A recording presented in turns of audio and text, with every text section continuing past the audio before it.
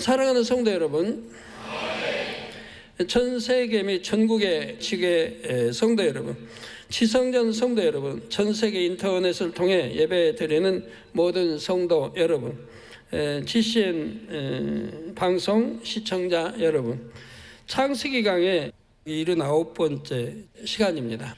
지난 시간에는 창세기 3장 18절 전반절까지 설명해 말씀드렸고요. 18절 후반절에서 19절 전반절을 보시면 너의 먹을 것은 밭의 채소인즉 내가 얼굴에 땀이 흘러야 식물을 먹고 했습니다. 이 말씀은 양식으로 채소만 먹어야 한다는 의미가 아닙니다. 여기서 밭의 채소는 사람이 땅에서 수고하여 얻은 소산을 대표해서 설명하고 있습니다.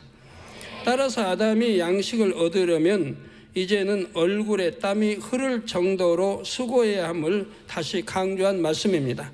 그런데 영적인 분야에서도 수고해야만 열매를 거둘 수가 있습니다. 예를 들어 기도도 예수님께서 본을 보여주신 대로 해야 하지요. 누가복음 22장 44절에 보면 예수께서 힘쓰고 애써 더욱 간절히 기도하시니 땀이 땅에 떨어지는 핏방울같이 되더라. 우리 주님도 이렇게 기도하셨다는 것을 우리에게 알려주시기 위해서, 기도는 이렇게 해야 한다는 걸 알려주시기 위해서 성경에 기록이 났다 이 말입니다. 우리 주님의 기도의 본이죠. 그런데도 이렇게 성경에 기록이 났는데도 이렇게 주님이 하신 기도대로 하는 사람들이 얼마나 있습니까? 없지 않아요. 무시하잖아요, 성경을. 저는 초신자 때부터 이렇게 해왔습니다. 성경에 기록되어진 그대로 그렇게 기도해 왔어요. 그래서 제가 그렇게 부르짖어 기도하고 우리 주님이 하신 기도를 본받아 그렇게 해야 된다고 강조하지만 과연 얼마나 순종했습니까? 순종하면 되는 건데, 그래서 주님이 기도하신 것을 우리가 안다고 하면 얼마나 힘쓰고 애써 간절한 중심의 기도를 하나님께 올렸는가를 알 수가 있는 거죠. 우리도 그렇게 기도해야 된다. 그래서 성경은 구약이나 신약이나 선지자 모든 기도가 그렇게 했다고 나오지 않냐. 부르짖어 기도했다. 하나님도 부르짖어 기도하라. 힘쓰고 애써 부르짖어. 그래서 부르짖어 기도하는 것이 구약이고 신약이고 계속 나옵니다. 그런데도 오늘날 믿는다는 사람들이 성경에 기록되어진 그대로 순종을 안 한다 이 말이에요. 여러분 지금이라도 순종해 보세요. 그러면은 그렇게 몇 달간 기도해 봐요. 그러면 영계를 뚫어 들어가요. 영계를 뚫어 들어가져요. 영의 세계가 뚫어지면 한 단계 뚫으면 바로 알 수가 있어요. 뚫어지는 게. 그리고 또 뚫고 해서 뚫어 들어가는 거예요. 그러면서 능력도 임하는 것이고 내가 마음에 할례해서 성결돼 가는 것이고 이렇게 영의 세계 뚫어가야 영으로. 그런데 그렇지 않으면 정체돼 가지고 영으로 들어가는 사람도 정체돼 가지고 그냥 그 자리에 머물러 있는 거예요. 이게 순종 않기 때문에 그러죠. 그래서 간절히 기도하시니 땀이 땅에 떨어지는 핏방울같이 되더라. 죄인들을 대신하여 십자가를 지심으로 구세주가 되시기 위해 우리 예수님도 이처럼 기도하셨지요. 바로 이러한 기도가 하나님께 상달되고 응답과 축복을 끌어내립니다. 예수님께서 그렇게 기도하셨던 당시에도 누가복음 22장 43절에 보니 사자가 하늘로부터 예수께 나타나 힘을 돕더라 했습니다. 엘리야 선지자는 하나님께 기도하여 3년 6개월의 가뭄을 끝내는 비를 끌어내렸지요. 그런데 이 일이 있기 전 열왕기 왕상 18장 1절을 보니 많은 날을 지내고 제3년에 여호와의 말씀이 엘리야에게 임하여 가라사대 너는 가서 아합에게 보이라. 내가 비를 지면에 내리리라 말씀하셨습니다. 엘리야는 이미 하나님으로부터 비를 내려주시겠다는 말씀을 들었죠. 따라서 하나님 말씀하신 대로 하늘 문을 열어 이제 비를 내려주세요. 이렇게만 기도해도 될 것 같습니다. 그런데 엘리야는 대충 기도하지 않았습니다. 응답이 올 때까지 간절히 믿음으로 간구했죠. 즉 하나님이 그래 비를 내려주시겠다고 했어도 응답 받을 때까지 또 간절히 매달린 거예요.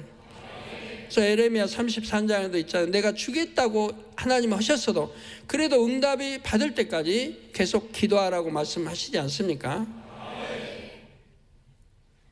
에스겔 36장 36절 후반절에서 37절에 나 여호와가 말하였으니 이루리라. 나 주 여호와가 말하노라. 그래도 이스라엘 족속이 이와 같이 자기들에게 이루어 주기를 내게 구하여야 할지라 말씀하셨습니다. 예, 하나님 주시겠다고 했어도 그래도 믿고 받을 때까지 기도하라는 겁니다. 또 의심하지 말고, 의심하면서 기도하는 것은 응답 받을 줄 생각지도 말라고 그랬어요. 야고보서에 두 마음을 품은 자다. 그러니까 한 마음은 믿는다고 기도하고 한 마음은 의심하고 기도하고, 그 두 마음을 품은 자는 응답 받을 줄 생각지 말라. 여러분 기도할 때 뭐 특별 철회하다, 단일 철회하다, 작정하고 했다. 기도할 때 기도한 것을 의심하지 않고 믿음으로 끝까지 기도했느냐 이 말입니다.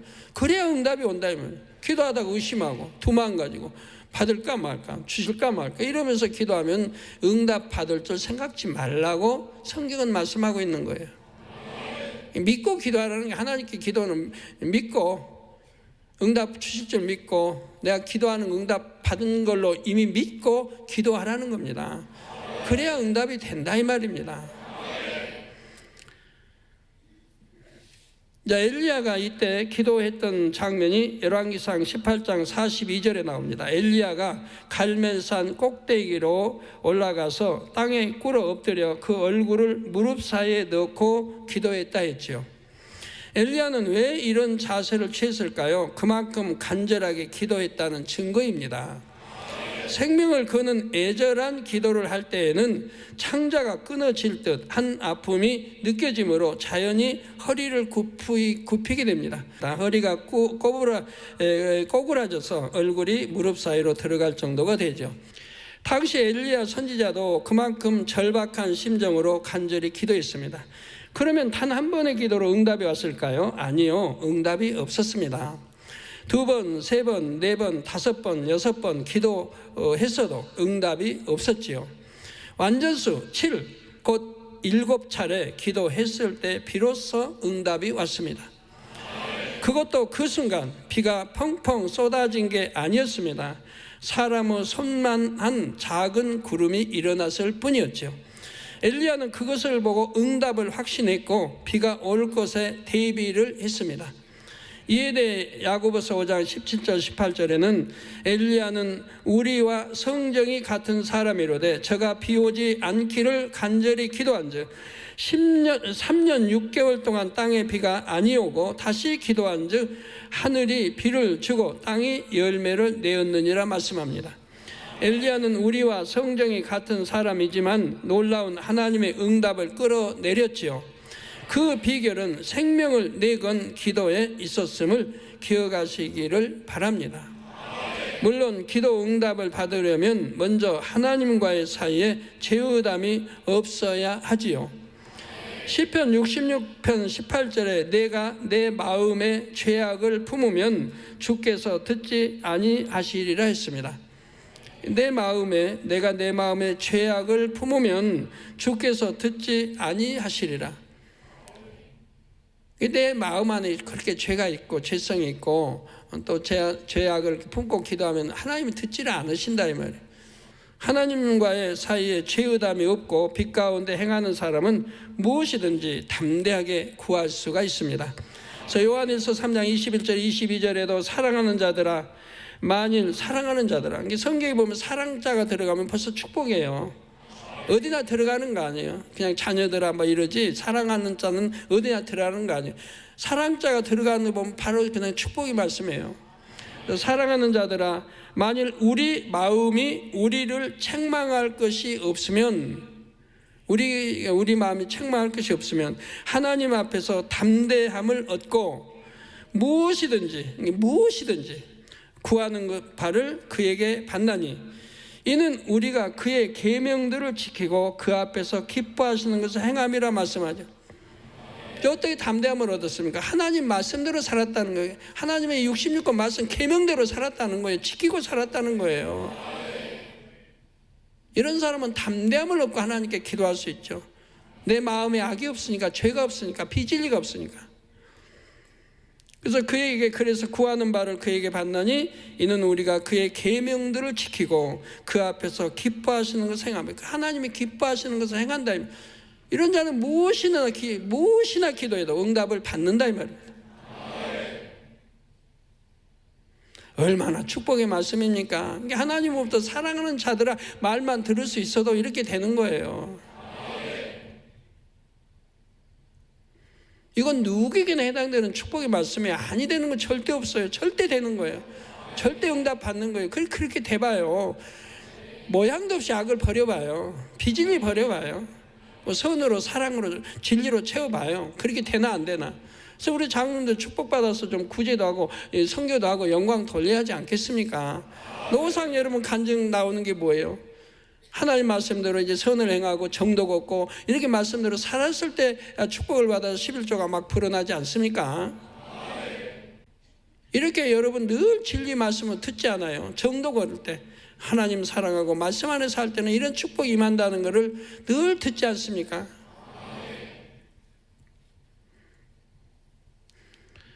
그리고 하나님이 기뻐하시는 일을 행하니 어찌 축복을 안 주시겠어요? 이러한 기도 응답의 원리를 잘 활용하여 기도 제목을 꼭 응답받는 모든 성도님들이 되시기를 바랍니다. 이제 19절 후반절을 보시겠습니다. 필경은 흙으로 돌아가리니 그 속에서 내가 취함을 입었음이라. 너는 흙이니 흙으로 돌아갈 것이니라 하시니라. 이 말씀은 아담이 이제 첫째 하늘의 법칙을 따르게 됨을 말씀합니다. 아담은 이 지구의 흙으로 빚어진 존재이지요. 그러나 하나님께서 생기를 불어넣으시자 생명이 되었습니다. 첫째 하늘의 공의, 곧 유구 법칙을 초월할 수 있는 존재였지요. 그런데 범죄함으로 인해 영의 기운이 빠져나가자 원점으로 돌아오게 되었습니다. 유구의 사람으로서 유구의 법칙을 따르는 처지가 되었지요. 세월이 지날수록 몸이 늙고 쇠약해지다가 마침내 죽으면 썩어져 흙이 되는 것입니다. 유기의 법칙은 그렇게 되어지는 거예요. 유기의 법칙. 영의 법칙은 전혀 다르거든요. 성도 여러분, 우리 유구 생명이 끊어지면 껍데기와 같은 몸은 결국 한 줌 흙이 됩니다. 이에 대해 시편 104편 29절 후반절에 주께서 저희 호흡을 취하신즉 저희가 죽어 본 흙으로 돌아가나이다 했습니다. 전도서 3장 20절에도 다 흙으로 말미암았으므로 다 흙으로 돌아가나니 다 한 곳으로 가거니와. 그러므로 정말 중요한 것은 껍데기에 불과한 유구 몸이 아니라 알맹이인 영혼입니다. 눈에 보이는 이 썩어질 한 줌의 흙으로 돌아갈 이 육을 위해서 살지 말고 내 알맹이인 주인인 영혼을 위해서 살라는 겁니다. 영혼이 잘 되는 영혼을 위해서 살라는 거예요. 육이 뭐가 안 돼 도대체? 육을 위해서 그렇게 단장하고 육을 위해서 그렇게 먹어주고 왜 그럽니까? 세상 사람들은 대부분 이 사실을 알지 못하죠. 결국 썩어서 흙이 될 몸을 위해서 많은 것을 투자합니다. 무엇을 먹을까, 무엇을 마실까, 무엇을 입을까 생각하며 이 세상을 살아갑니다. 누가복음 12장 19절에 이런 부류에 속한 한 사람의 고백이 나옵니다. 그는 내가 내 영혼에게 이르되 영혼아 여러 해 쓸 물건을 많이 쌓아 두었으니 평안히 쉬고 먹고 마시고 즐거워하자 하리라 말했지요. 그런데 이어지는 29절에 하나님은 이르시되 어리석은 자요. 그런 자를 보고 어리석은 자라고 합니다. 이 땅에 벌어서 쌓고 땅을 사고 좋은 집을 짓고 또 넓히고 하는 자들은 어리석은 자라고 하나님은 그러세요. 오늘 밤에 내 영혼을 도로 찾으리니 그러면 내 예비한 것이 네 것이 되겠느냐? 도로 찾아 하나님의 영혼 불러가시면 그 예비하는 게 누구 것이 됩니까 도대체가? 자녀 것이요? 자녀들은 유산 더 받으려고 막 같은 핏줄에 나온 자녀들 형 동생 막 싸우고 난리인데 법정 투쟁까지 가는 사람이 얼마나 많아요. 형제가 안 해도 그래요. 아버지 유산을 사이좋게 콩팡하게 이렇게 나누었는데 서로 더 가져가려고 이랬어요. 그러다 보면은 여러 가지 안 좋은 문제가 발생하는 것도 봐요. 송사도 생기는 거 들어봐요. 돈이 무엇이 간대? 그렇게 형제의 일을 갈리고 서로 원수를 맺고 그래야 됩니까? 부모님이 그러기 위해서 그렇게 벌어서 남겨놓은 게 결과는 형제의 싸움으로 이어지더라 이 말이에요. 그러니 그것도 헛되고 헛된 거 아닙니까?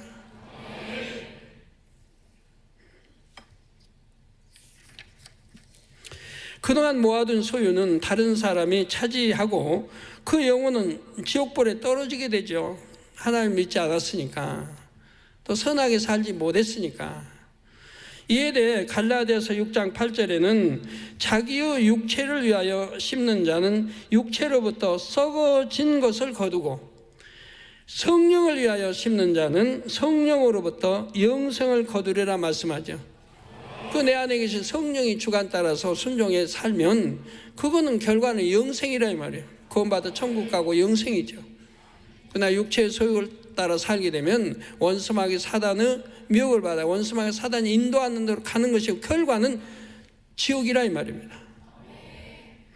이제 여러분은 마음과 재능, 시간과 물질을 육체를 위해 심으시렵니까? 성령을 위하여 심으시렵니까?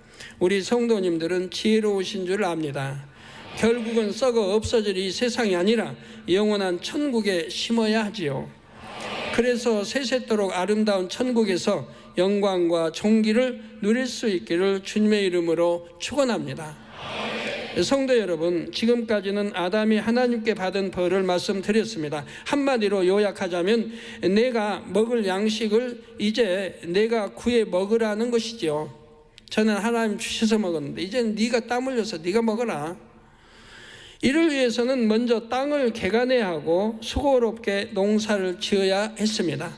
아버지 하나님이 참 매정하게 느껴지시나요?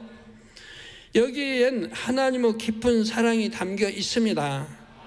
전도서 3장 13절을 보면 사람마다 먹고 마시는 것과 수고함으로 낙을 누리는 것이 하나님의 선물인 줄을 또한 알았도다 했습니다. 농부가 농사를 지을 때는 힘들지만 풍성한 소출을 거두면 보람을 느끼지요. 어떤 수고도 하지 않고 처음부터 풍족함을 누리는 사람은 도저히 느끼지 못하는 그런 행복을 느낍니다. 하나님께서는 사랑하는 아담에게 이런 행복을 느끼게 해주고 싶으셨지요. 그래서 아담이 고달파 할지라도 인간 경작을 받게 하셨습니다.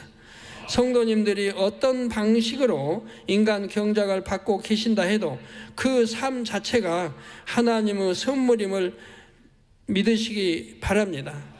그 가운데는 여러분을 향한 하나님의 선하신 뜻이 담겨 있지요. 그러므로 항상 기뻐하고 범사에 감사하면서 여러분의 삶을 성실히 살아가시기 바랍니다. 천국에는 아버지 하나님 앞에 기쁨의 열매, 아름다운 열매로 나오시기를 주님의 이름으로 축원합니다. 사랑하는 성도 여러분, 지금까지는 선악과를 먹은 일에 대해 아버지 하나님께서 뱀, 하와, 아담에게 내리신 저주의 말씀을 살펴보았습니다. 그 이후에 어떤 일이 있었는지 오늘 본문에 나옵니다. 먼저 20절을 보면 아담이 그 아내를 하와라 이름하였으니 그는 모든 산자의 어미가 됨이라 했습니다. 모든 산자의 어미가 됨이라. 아담은 아내에게 하와라는 이름을 지어주었습니다. 이는 모든 산자의 어미라 뜻입니다.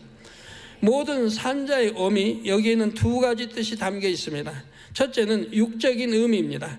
하와는 인류 첫 여성이지요. 에덴 동산의 모든 사람이 아담과 하와의 후손입니다. 그리고 지구상의 모든 사람도 아담과 하와의 후손이지요. 따라서 하와는 모든 인류의 어미가 됩니다. 이런 의미에서 하와를 모든 산자의 어미라고 한 것입니다. 둘째, 영적인 의미에서 하와는 모든 산자의 어미가 됩니다. 오늘날 지구 그 모든 사람이 영적으로 산자는 아니지요. 하나님께서 보실 때는 참 생명인 영생을 소유한 사람만이 영적으로 살아있는 사람입니다. 성령을 받지 못해 생명의 씨가 잠자고 있는 사람은 영적으로 죽은 자와 같지요. 그래서 성경에도 죽은 자라 나오고 산자, 죽은 자 이렇게 주님이 갈라 말씀한 거 봅니다. 그러니까 이제 제자들이 그 말씀을 이해하지 못하니까 주님이 또 덧붙여 설명한 거 나오잖아요.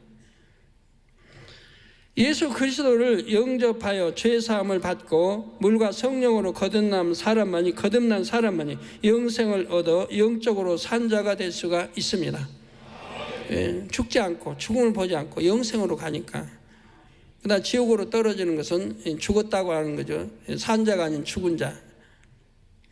이처럼 하와가 영적으로 산 자의 의미가 된다는 것은 무슨 의미일까요?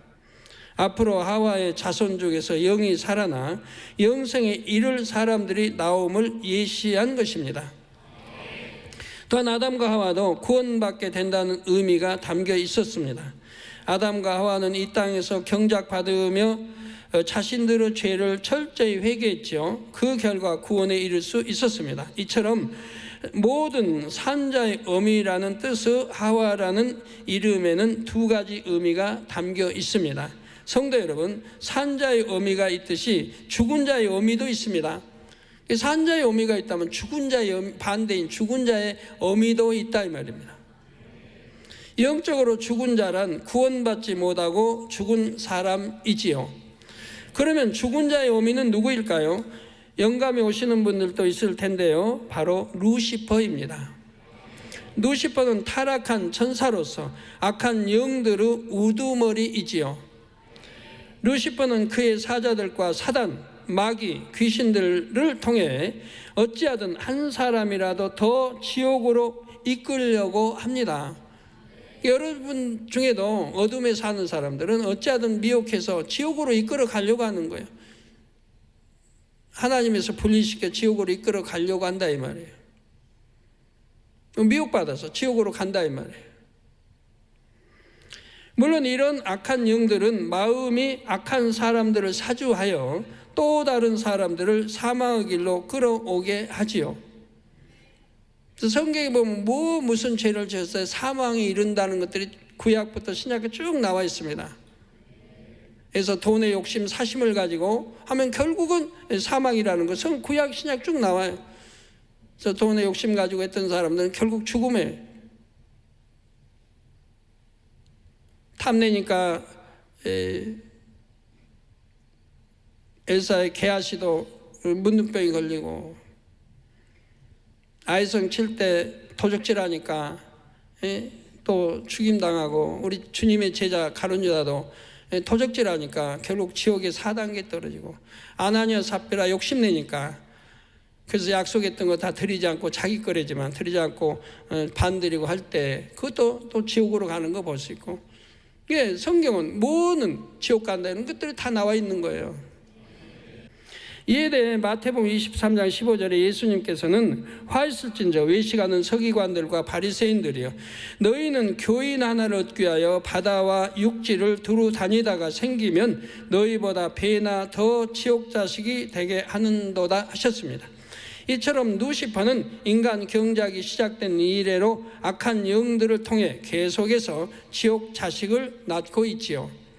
따라서 루시퍼를 죽은 자의 어미라 할 수가 있습니다. 더욱이 성별을 따져도 루시퍼는 여성형이죠. 계시록 19장 20절에도 루시퍼에 대해 음행으로 땅을 더럽게 한 큰 음녀라고 나옵니다.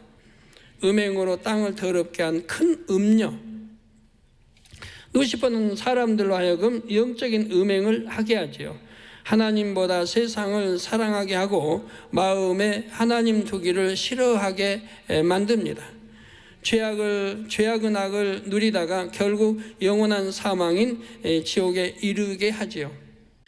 베드로전서 5장 8절에 근신하라 깨어라 너희 대적 마귀가 우는 사자같이 두루 다니며 삼킬 자를 찾나니 이렇게 찾아다닐 때 그 밥이 되지 마시기 바래요. 그러니까 빨리 마음에서 악이든 비질이든 이런 거를 버려버리면 그 밥이 되질 않는다 이 말이야. 아무리 삼키려고 해도 삼킬 수가 없다 이 말이야. 미혹에도 넘어가지 않는다 이 말이야. 내 마음이 선하니까. 진리니까, 영이니까. 성도님들은 이 말씀처럼 항상 근신하며 영적으로 깨어 있어야 합니다. 계시록 3장에 나오는 사대교회는 살았다 하는 이름은 가졌으나 죽은 자라고 지적을 받았습니다. 혹여 여러분 중에 교회는 다니지만 성령을 받지 못한 분이 계십니까? 아니면 중한 죄를 지어 성령이 소멸되어 가는 분이 있는지요? 그런 분들은 모든 죄를 주님께 자복하고 죄사함의 은혜를 간구하시기를 바랍니다. 본문을 보시면 여호와 하나님이 아담과 그 아내를 위하여 가죽옷을 지어 입히시니라 했습니다. 아버지 하나님께서는 아담과 하와를 이 땅으로 내려 보내시기 전 그들에게 가죽옷을 지어 입히셨습니다. 그들이 자신들의 벗음을 수치스럽게 여기므로 아버지 하나님께서 그 수치를 가려주셨죠. 그 죄가 들어오기 전에, 죄를 짓기 전에는 발가벗었어도 수치를 알지 못해요. 왜? 수치가 아니에요. 하나님이 발가벗게 살게 했어요. 수치가 아닌 거예요. 근데 죄가 들어오니까 수치심을 느끼는 거예요. 이는 가죽옷을 지어주신 육적인 의미이고 이처럼 행하신 데에는 영적인 의미도 담겨 있습니다. 가죽옷은 먼저 하나님의 사랑을 나타냅니다. 아버지 하나님께서는 이제 지구로 내려가 살게 될 아담과 하와가 매우 안쓰러우셨지요. 그들로 인해 마음이 아프셨습니다. 이에 그들을 가엾게 여기는 아버지의 사랑의 표현으로 가죽옷을 지어 입히셨지요. 지구의 환경은 에덴 동산과 전혀 다르며 그들이 범죄하기 전의 상태와도 달랐지요. 지구의 땅도 저주를 받아 여러모로 변질되었기 때문입니다. 아담이 이제 범죄하고 함께 아담에 속해 있는 모든 만물이 저주를 받았단 말이에요. 그렇기 때문에 예전에 저주받기 이전에 아담이 지구에 와서 이집트 피라미드가 그 와서 있었던 데와는 전혀 환경도 달라져 버렸단 말이에요. 아버지 하나님께서는 그들이 그처럼 변질된 땅에서 받게 될 충격과 몸소 겪어야 할 고통이 어떠함을 아셨습니다. 그래서 가죽옷을 지어 입히심으로 몸을 보호하게 하셨지요. 아버지 하나님의 자상하신 인성을 느낄 수 있는 부분입니다. 가죽옷은 다음으로 구원의 끈을 의미합니다. 가죽옷은 하나님과 이 두 사람 사이를 연결해 주는 구원의 끈이었습니다. 아버지 하나님께서 그들을 버리지 않으시고 끝까지 놓지 않으신다는 의미가 담겨 있지요. 그래서 아담과 하와에게 가죽옷은 은혜의 끈이요 구원의 끈이었습니다. 아담과 하와가 이 땅에 내려온 후로는 하나님과 예전처럼 교통할 수가 없었습니다. 범죄하기 전에는 마치 하나님을 마주 대한 듯 대화할 수 있었죠. 그들을 구성하는 영혼육 중 영이 주체였기에 영이신 하나님과도 밝히 교통했습니다. 그러나 범죄한 후에는 혼이 주체가 되었지요. 그렇다고 하나님과의 교통이 완전히 끊긴 것은 아니었습니다. 영의 기운이 단번에 모두 빠져나가지 않고 서서히 빠져나갔기 때문입니다. 영의 기운이 남아있는 만큼은 하나님과의 교통이 가능했습니다. 창세기 4장에 보면 아담과 하와의 아들 가인도 하나님과 대화하는 장면이 나옵니다. 당시는 인류 역사 초기이기 때문에 세상이 악에 물든 정도가 그리 심하지 않았지요. 세상의 죄악이 널리 퍼지는 만큼 사람들이 육으로 변질되는 만큼 하나님과의 교통이 점점 희미해져 갔습니다. 지금은 죄악이 심히 관영한 마지막 때로서 하나님과 교통하기가 더 어려워졌지요. 이런 세대 중에 하나님과 교통하려면 마음이 아주 깨끗해야 됩니다. 흠과 티도 없이 깨끗해야 돼요. 그래야 교통이 이루어지는 거예요. 성경에 다 나와 있잖아요. 마음이 청결한 자가 복이 있나니 하나님을 볼 것입니다. 말씀 그대로인 겁니다. 내가 마음이 청결해봐요. 악은 모양도 없고 비질을 청결하면 하나님과 교통이 이루어져요. 원수마귀 사단이 볼 때 송사거리가 전혀 없어야 하지요. 하나님과 교통하려면 어둠의 영들이 권세 잡고 있는 공중을 뚫을 수 있는 영적인 권세가 있어야 하기 때문입니다. 아무리 기도해도 원수마귀 가로막혀서 공중이 가로막혀 내 기도가 올라가지 않으면 소용이 없잖아요. 그러면 죄를 내가 품고 기도한다. 그러면 내 기도가 상달이 안 되는 거예요. 원수마귀 막아버려요 다. 그것도 어찌할 수 없어요. 그러나 내가 죄가 없어 봐요. 그리고 기도하면 원수마귀 막을 수가 없어요. 왜? 그게 연계의 법칙이니까. 그리고 천군천사가 막도록 관두지 않아요. 그래서 뚫고 올라가는 거예요. 아버지 보좌까지.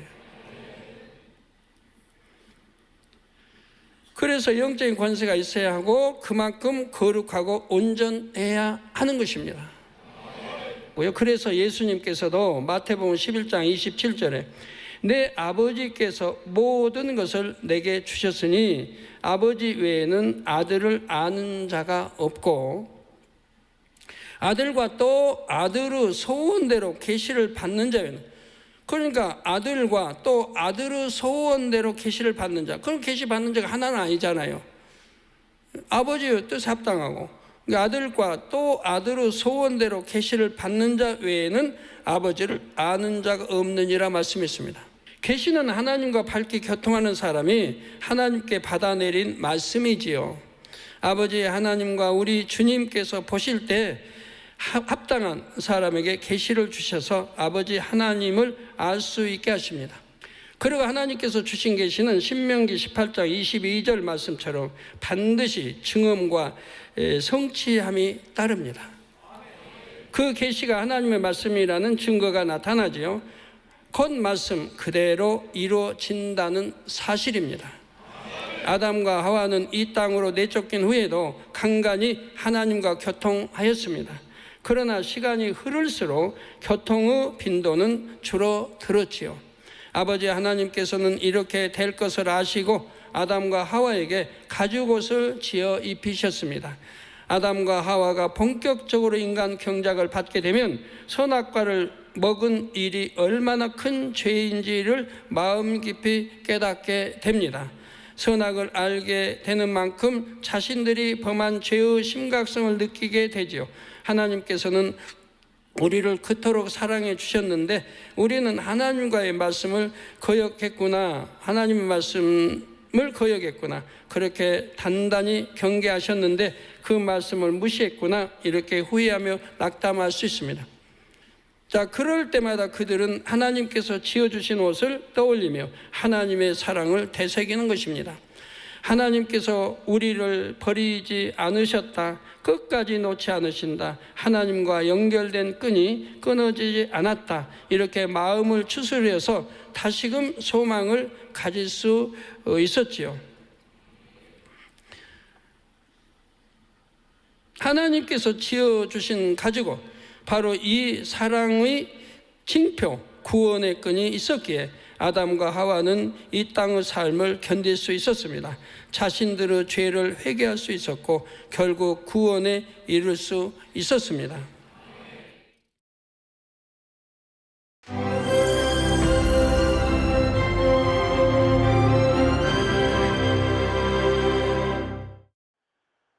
할렐루야. 전능하신 사랑의 아버지 하나님, 이 시간 기도받는 모든 성도님들 위해 안수하여 주옵소서. GCN 방송과 인터넷과 화상을 통해 기도받는 지교회와 지성전 그리고 전세계 하나님의 자녀들 위에도 시공간을 초월하여 역사하여 주시기를 원합니다. 믿어지는 믿음을 주시고 부정적인 생각과 의심의 세력을 물리쳐 주옵시며 모든 시험 환난도 물리쳐 주옵소서. 머리부터 발끝까지 오장육부 뼈 마디마디 온몸의 신경 조직 세포 등 아픈 곳마다 성령의 불로 태우시고 근본의 빛으로 역사하여 주옵소서. 예수 그리스도의 이름으로 명하노니 원수마귀 사단 모든 질병 균 연약함아 물러가라. 빛이 임하라. 모든 불친 난치병도 성령의 불로 태워 깨끗하게 역사하여 주옵소서. 말라리아를 비롯한 모든 풍토병도 물리쳐 주옵소서. 깨끗함을 입을지어다. 감기, 기침, 열, 몸살, 독감 등 각종 유행성 질병도 다 물러가라. 어떠한 유행성 질병 균도 틈타지 않게 지켜 주옵소서. 위암, 폐암, 간암, 유방암, 자궁암, 대장암, 피부암 등 각종 암과 에이즈, 백혈병, 뇌졸중, 고혈압, 저혈압, 심장병, 폐병, 위장병, 당뇨, 부인병, 피부병, 갑상선 질환과 모든 염증도 깨끗게 하여 주옵소서. 소아마비, 중풍, 관절염, 디스크도 온전케 하여 주옵소서. 요통, 두통, 신경통을 비롯한 모든 통증은 사라질지어다. 간질, 자폐증, 우울증, 조울증, 노이로제 등 모든 정신질환도 물러가라. 모든 마비된 것도 풀어지고 일어나 걷고 뛸지어다. 눈도 잘 보이게 하옵시고 귀도 잘 들리게 하여 주옵소서. 소경은 눈을 뜨고 기머거리는 들으며 벙어리는 말할지어다. 각종 사고, 후유증도 깨끗게 하시고 부러진 뼈도 붙여 주옵소서. 화상 입은 것도 온전케 하옵소서. 화기야 물러가라. 열도 물러가라. 아버지 흉터도 나지 않게 역사해 주시기를 원합니다.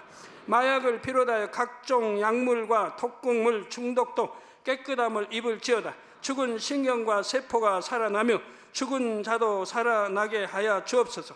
잉태의 축복도 주시기를 원합니다. 잉태 축복을 받으라. 예수 그리스도의 이름으로 명하노니 원수마귀 사단아, 하늘 공중 곳에 잡은 악의 영들아 물러가라. 그의 사자들도 물러갈지니라. 이 땅의 악한 영, 더러운 영, 거짓되고 간사한 영, 이간질하고 미혹하는 모든 어둠들은 물러가라. 모든 흉악의 결박을 풀고 어둠아 물러가라. 빛이여 임하라. 아버지 하나님, 부르짖어 기도할 수 있는 능력을 주시고 죄를 버리고 성결될 수 있는 능력을 주옵소서.